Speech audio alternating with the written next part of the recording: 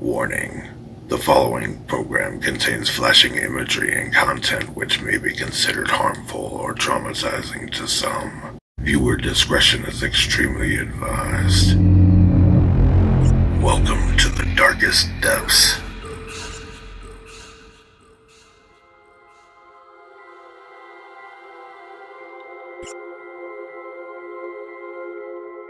John Sharpe and his wife Anna had been arguing. They were arguing a lot lately. Anna was pregnant with their second child, but John didn't seem to care about the pregnancy. He didn't attend the ultrasound and hardly even murmured a response when told the sex of the baby. John had struggled with the birth of their first daughter, Gracie, a few years back. Gracie had hip dysplasia, which meant she had to be strapped into a corrective harness. This made 15-month-old Gracie very irritable, and she cried a lot. But Anna also had suspicions that something else was going on. John was disillusioned by both his wife, who wore the pants in the family, and his daughter, who did nothing but cry. He didn't want another child, so he decided that something must be done to end the situation. In 2003, John Sharpe went down to the local fishing supply store and bought a spear gun. He spent hours in the backyard firing the gun, practicing, learning how it worked. He had never shown an interest in spearfishing before. On March 23, 2004, John and Anna argued yet again before bed. John casually got up, retrieved the spear gun from the shed, walked into the bedroom, and fired it directly into his wife's skull.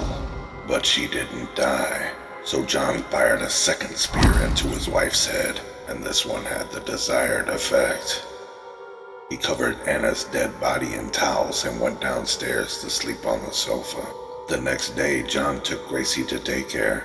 He told an elaborate lie that Anna had ran off with another man and said that she would be back to pick up Gracie.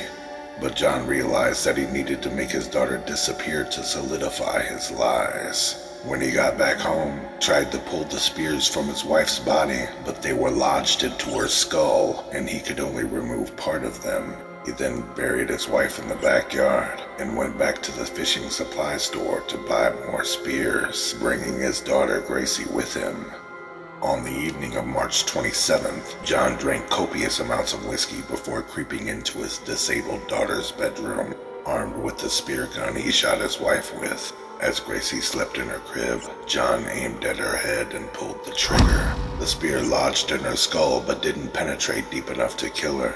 The terrified toddler began to scream and cry, so John rushed downstairs to retrieve more spears and shot her again. This too didn't kill the defenseless little girl, so John violently pulled the spear from his daughter's head and shot her a fourth time, which finally succeeded in killing her. John wrapped Gracie's body in a tarp and bound it with duct tape, then exhumed Anna's body and proceeded to dismember her with a chainsaw. Then he placed both of the bodies in the trunk of his car and drove to the local landfill, where he dumped them like trash. John then pretended that Anna had taken Gracie and went to live with Anna's new lover. Anna's family was suspicious though. It wasn't like Anna to never call. Then Anna's mother received a bunch of flowers from Anna along with a note. That's when her mother knew that something terrible had happened to her daughter and granddaughter. John kept up his lie for another 3 months, going on television and begging for information on the whereabouts of his wife and daughter, and begging for them to come home. It took 2 months for police to investigate the disappearance of Anna and Gracie Sharpe.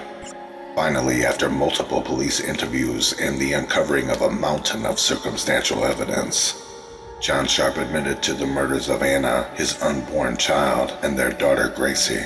John told police that he killed his wife because she was moody, irritable, and tended to be controlling.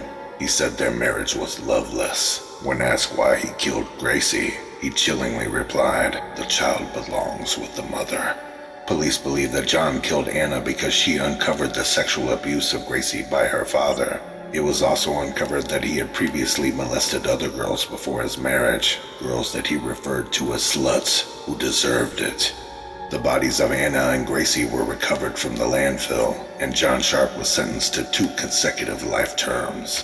He currently resides in protective custody due to ongoing threats of harm by other prisoners. Thank you for watching Darkest Depths.